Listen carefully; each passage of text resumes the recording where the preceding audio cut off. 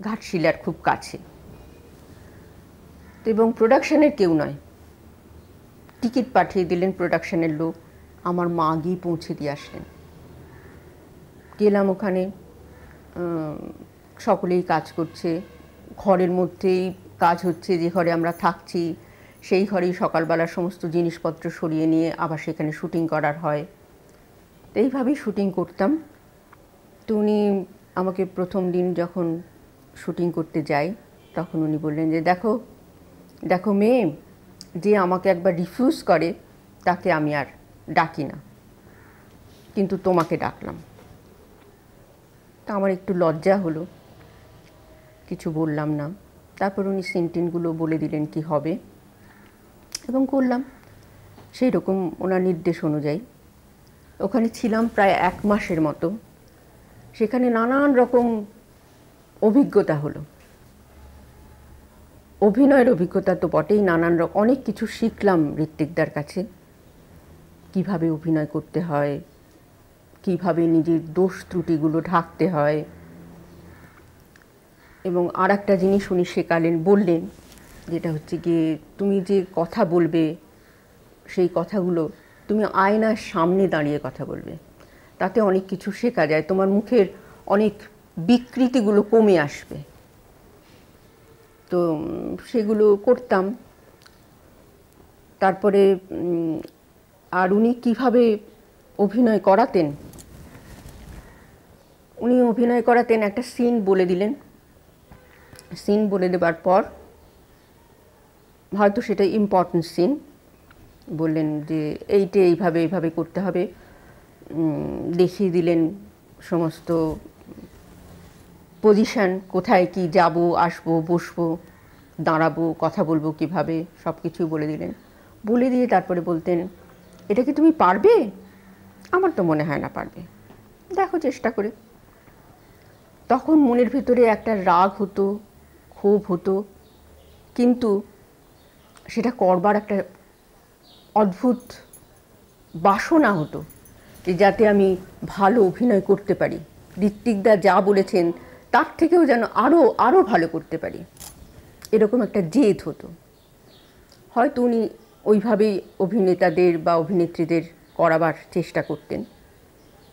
তার কারণ শুধু আমার ক্ষেত্রে নয়, আমি আরেকজনের ক্ষেত্রেও দেখেছি, বুলবুল মানে সতীন্দ্র ভট্টাচার্য, তাকেও খুব বকাবকি এবং গালাগালি করতে শুনেছি। এবং ওনার যে প্রোডাকশন এই অ্যাসিস্ট্যান্ট যারা থাকতেন তাদেরও খুব বকাঝকা করতেন, এমন একটা টেন্স করে রাখতেন সমস্ত শুটিংয়ের সময়টা, যে আমরা সবসময় একটা ভয়ের মধ্যে শুটিং করতাম। তবে ভালো লাগতো, যেমন কতগুলো জিনিসের প্রশ্নের জবাব আমি আজকেও পাইনি। বলতেন যে কালকে এরকম তোমার ইয়ে আছে, একটা গান আছে, গানটা যদি ঠিক মতো না হয় তাহলে কিন্তু তোমাকে দেখে নেব। উনি একটা শব্দ ব্যবহার করতেন, কাতাইলের রাত, মানে কাতাইলের, আমি পরে জিজ্ঞাসা করলাম সেটার মানে কি, তো বললো কাতাইলের রাতে নাকি বলি দেওয়া হয়, তো আমি যদি না পারি তাহলে আমাকে বলি দেওয়া হবে, এই অর্থ। তা আমিও সেই রকমভাবে সমানে সারাক্ষণ ধরে গান মুখস্থ করছি, গাইছি, গেয়ে যাচ্ছি টেপ রেকর্ডারের সঙ্গে। কিন্তু টেপ রেকর্ডারটার অবস্থা হচ্ছে গিয়ে ব্যাটারি খুব কম, চলছেই না, সুর বেসুরো হয়ে যাচ্ছে, তবুও তার সঙ্গে করে যাচ্ছি। এবং একটা ঝড়ের মধ্যে, মানে সুবর্ণরেখার নদীর পাড়ে আমাকে বসিয়ে দিলেন, আর সেখানে বেশ তখন একটা ঝোড়ো হাওয়াও দিচ্ছে, প্রচুর বালি মুখের উপর উঠে এসে পড়ছে, কিন্তু আমি কোনো দিকে তাকাচ্ছি না, শুধু ওই গান গেয়ে যাচ্ছি। এবং পরে সেটা পিকচারাইজেশন করা হলো, কিন্তু সেটা যখন করা হলো তখন পরে আজকে যখন আমি সেই ছবিগুলো দেখি তখন আমি বুঝতে পারি না যে সেটা কি করে সম্ভব হলো। একটা টেপ রেকর্ডারে যেখানে ব্যাটারিও নেই, সেটা কি করে সিঙ্ক হলো এটা আমি বুঝতে পারি না, এটা আমি জানি না, এটা তারাই বলতে পারবেন যারা এই কাজ করেন। আপনার আর কোনো অভিজ্ঞতা ঋত্বিকদার সঙ্গে? ঋত্বিক দাস আপনি সুবর্ণরেখায় যেগুলো ফেস করেছেন, যেমন সুইসাইড সিনটা, সুইসাইড সিনটা আমি আগে জিজ্ঞাসা করেছিলাম যে ঋত্বিক দা এই সিনটা কি করে করবেন, তখন উনি বললেন যে ওটা পরে বলবো। তারপরে যেদিন ওই সিনটা দৃশ্যটা হয় তখন একটা কথা বলতে আমার খারাপ লাগছে, সেটা হচ্ছে ঋত্বিক দার ড্রিঙ্ক করার ব্যাপারটা তখন বড্ড বেশি বেড়ে গিয়েছিল। তো ওই সিকোয়েন্সটা আমরা করি, ওই বাড়ির সিকোয়েন্সটা প্রতিদিন রাত্রি হোল নাইট শুটিং করতাম। তো হোল নাইট যখন শুটিং করতাম সেই সময় ঋত্বিকদাও খেয়ে যেতেন, খেয়েই চলেছেন। খেতে খেতে খেতে খেতে একটা সময় আসতো যখন ঋত্বিকদা ঘুমিয়ে পড়তেন। কিন্তু ঋত্বিকদা ঘুমিয়ে পড়েছেন এ কথা কিন্তু বলা চলবে না আমাদের কারোর, তাহলে উনি রেগে যাবেন। তখন কি করতেন, ক্যামেরাম্যান দিলীপ মুখার্জি, উনি বলতেন যে ঋত্বিকদা আমি আর লুক থ্রু করতে পারছি না। তখন উনি বলতেন, ও তুমি লুক থ্রু করতে পারছো না, আচ্ছা ঠিক আছে ঠিক আছে, তাহলে আজকে প্যাক আপ। এইভাবে প্যাক আপ হতো। তার ভেতর থেকেই ওই সিনটা, ওই দৃশ্যটা হয়েছে। তখন লেন্সের বোধহয় অসুবিধে ছিল, সেই জন্য উনি একটা ওই প্লাস পাওয়ারের, কত পাওয়ার আমি ঠিক বলতে পারছি না, সেটা 4 না 5 না 6 যাই হোক এরকম একটা হবে, এনে ওটা ক্যামেরার সামনে লাগালেন এবং আমাকে বললেন যে তুমি কতক্ষণ চোখের পাতা না ফেলে থাকতে পারো এবং তুমি মনে মনে ভাববে যে তোমার দাদা তোমার ঘরে এসেছে। আমিও তাই করলাম, ভাবলাম এবং চোখের পাতা না ফেলে যতক্ষণ উনি বললেন, কাট না করলেন, ততক্ষণ চোখের পাতা ফেলিনি। তারপর যেটা করলেন সেটা হচ্ছে গিয়ে ওই পুরো বডিটাকে কালো কাপড় দিয়ে ঢেকে দিলেন, ঢেকে দিয়ে শুধু মুখটা রেখে দিলেন, আর কিছু সাউন্ডের শব্দ এইসব মিলিয়ে, আর অভিদার ওপরে ওই রক্তটা ছিটিয়ে দেওয়া হয়েছিল, তাতেই মোটামুটি বোঝা গেছে যে গলা কেটেছে। আপনি কিছুক্ষণ আগে বলছিলেন যে ঋত্বিকদার প্রত্যেকটা ক্যারেক্টার ওনার নিজের ক্যারেক্টার উনি ইম্পোজ করতেন, সেটার উপরে কিছু বলবেন? মানে প্রত্যেকে অভিনয় করতেন অ্যাজ এ ঋত্বিকদাই অভিনয় করছেন। হ্যাঁ, ঋত্বিকদা চাইতেন যে সবাই ঋত্বিকদার মতনই অভিনয় করুক, ঋত্বিকদা ঠিক যেভাবে বলছেন সেইভাবেই বলতে হবে, অন্যভাবে নয়। এটা কি কোনো আপনার অসুবিধা হয়নি? না, অসুবিধা হয়নি। অ্যাজ অ্যান আর্টিস্ট না, অসুবিধা হয়নি, তার কারণ আমরা তো পরিচালক যা বলবেন তাই শুনতে বাধ্য। আপনার জীবনে সবচেয়ে কোন ক্যারেক্টার আপনার মনে হয় সবচেয়ে আউটস্ট্যান্ডিং? সেটা চারুলতা। কেন, কিসের জন্য? আপনি চারুলতার সঙ্গে যখন অন্য ফিল্ম কম্পেয়ার করেন, কেন মনে হয় যে চারুলতা ক্যারেক্টার এত? চারুলতা আমার মনে হয় শ্রেষ্ঠ লেখকের গল্প রবীন্দ্রনাথ ঠাকুর এবং শ্রেষ্ঠ পরিচালক সত্যজিৎ রায়ের পরিচালনায়। তো এর থেকে, এবং এত সুন্দর চিত্রনাট্য, সেটা তো ভাবাই যায় না। আমার মনে হয় আমার জীবনের শ্রেষ্ঠ ছবি চারুলতা। আর আপনাকে কিরকমভাবে সত্যজিৎবাবু আপনাকে কিরকম ইনস্ট্রাকশন দিয়েছিলেন এই ক্যারেক্টার বিল্ড আপ করার জন্য? তাহলে আমি একটু আগের থেকে বলি। সেটা হচ্ছে যখন মহানগর ছবি করতে যাই, মহানগর ছবি করি, তার আগে কিন্তু আমি ঋত্বিকদার ছবি করেছিলাম। তো ঋত্বিকদা তখন আমাকে বললেন যে দেখো তুমি সত্যজিৎবাবুর ছবি করছো, খুব ভালো কথা, খুব ভালো হবে, তবে এইটি তুমি জেনে রাখো সত্যজিৎবাবু কিন্তু অভিনয় জানে না। তো তুই স্ক্রিপ্টটা পেলে, যখন পাবি তখন তুই আমার কাছে আসিস, আমি তোকে স্ক্রিপ্টটা, পার্টটা তোকে বুঝিয়ে দেবো। আমি শুনলাম, শুনে গেলাম, কিন্তু কিছু বলিনি। কিন্তু প্রথম দিন যখন আমি শুটিং করলাম তখন আমার মনে হয় ওনার থেকে ভালো অভিনয় বোধহয় আর কেউ জানে না। উনি আপনাকে এক্স্যাক্টলি কি চারুলতা ক্যারেক্টারের সম্বন্ধে উনি কি কি বলেছিলেন যেগুলো আপনি ইনকর্পোরেট করেছিলেন ক্যারেক্টারে? এমন কিছু স্পেসিফিক কিছু বলেছিলেন? না, এইটাই বিশেষত্ব যে সত্যজিৎ রায়ের স্ক্রিপ্টের পর আর কিছু বলার দরকার হয় না। এবং উনি কিভাবে করান সেটা তারাই জানে যারা ওখানে অভিনয় করেছেন।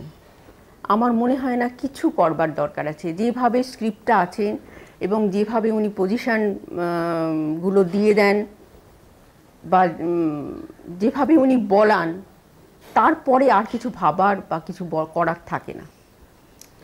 আপনি মহানগরে যখন রোল করেছিলেন তখন কিরকম ওই রোলটা সম্বন্ধে কিছু বলবেন?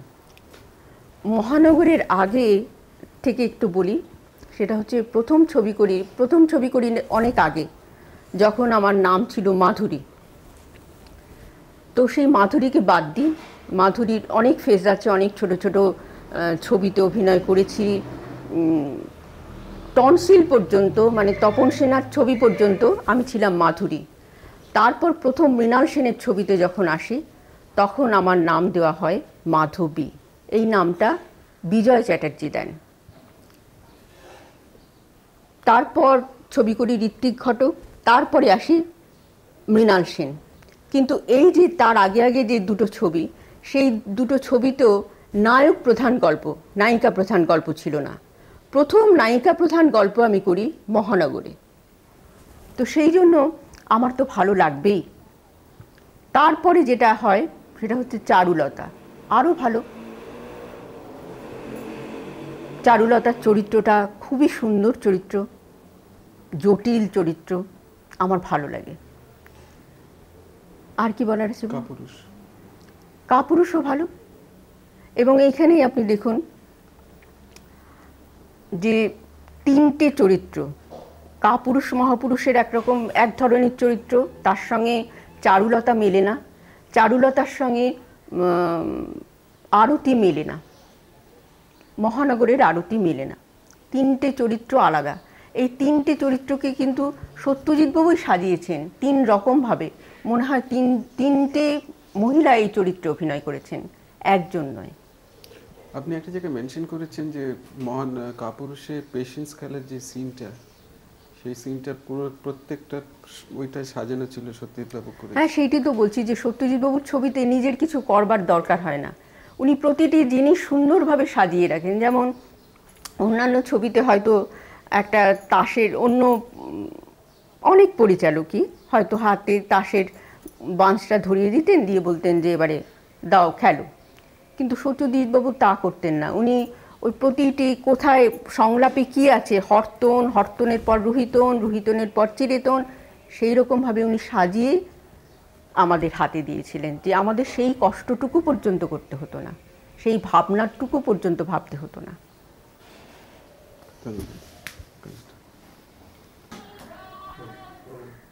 আপনি সত্যজিৎ শুটিংয়ের ব্যাপারটা যেটা বলছিলেন। সত্যজিৎবাবুর শুটিংয়ের সময় সবচাইতে ভালো লাগে যেটা, সেটা হচ্ছে মনে হয় কোনো টেনশন নেই, সব জিনিসটা খুব স্মুথলি হয়ে যায়। আর অন্যান্য অনেক জায়গায় সবসময় মনে হয় একটা কাজ করছি, একটা অসম্ভব টেনশন, আজকে একটা খুব সাংঘাতিক সিকোয়েন্স আছে, বা হয়তো কোনো দিন নেই, নানান রকম কিছু। কিন্তু এখানে কোনো রকম কোনো টেনশন নেই, সবটাই কীরকম স্মুথলি হয়ে যায়।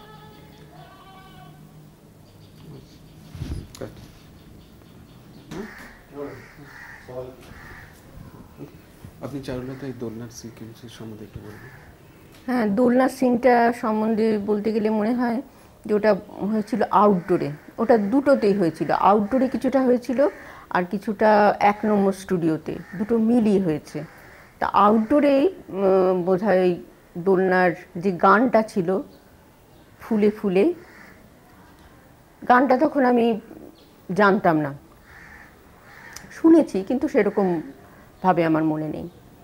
তো উনি বলেছিলেন কবিতার মতন করে গানটা বলতে, একটা রিদিম বলেছিলেন এই রিদিমে করে যেতে, সেইভাবেই করে গেলাম। তারপর পরে ওই গানটা মঙ্কুদি টেপে করে দেন। তারপর মঙ্কুদিরি টেপটা শুনে মুখস্থ করে তারপর ওটা ডাবিং করা হয়। যখন ডাবিং করা হয় তখন মনে হয়েছে যে আরেকটু স্পিড হলে ভালো হতো, মানে আমার দিক থেকে। আচ্ছা,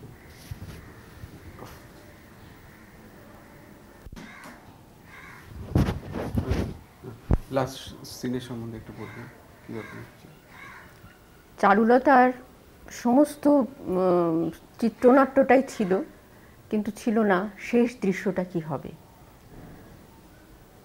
যাই হোক, আমরা যখন শুটিং করলাম তখন ওই শেষ দৃশ্য উনি লিখে বললেন যে এইটাই আছে। তো শেষ দৃশ্য ওই কান্নার সিকোয়েন্সটা, তা আমার এটা মনে আছে, আমি ওটা খুব ভালো করতে পারিনি, এটাও আমার মনে আছে। তারপরে রবীন্দ্রনাথের আছে যে ভূপতি আসলো চারুর কাছে এবং ভূপতি বলল চলো, চারু বলল না থাক, এইখানে শেষ। সেটাই ছবিতে আমার মনে হয় এত সুন্দর করে বলা আর হতে পারতো না। চারু, ভূপতি এলো, চারুও গেল, গিয়ে মাঝখানে একটা দুজনেই হাত বাড়ালো, কিন্তু হাত বাড়াবার পরে মাঝখানে একটু গ্যাপ থেকে গেল। সেই শূন্যতা এদের ভেতর থেকে আর পূর্ণ হলো না। আমার মনে হয় এর থেকে সুন্দর শেষ আর বোধহয় হতে পারে না। উনি কি আপনাকে বলেছিলেন যে এটা ফ্রিজ করবে? না, এটা কি প্ল্যানে ছিল না? কিছুই বলেনি, কিছুই বলেনি।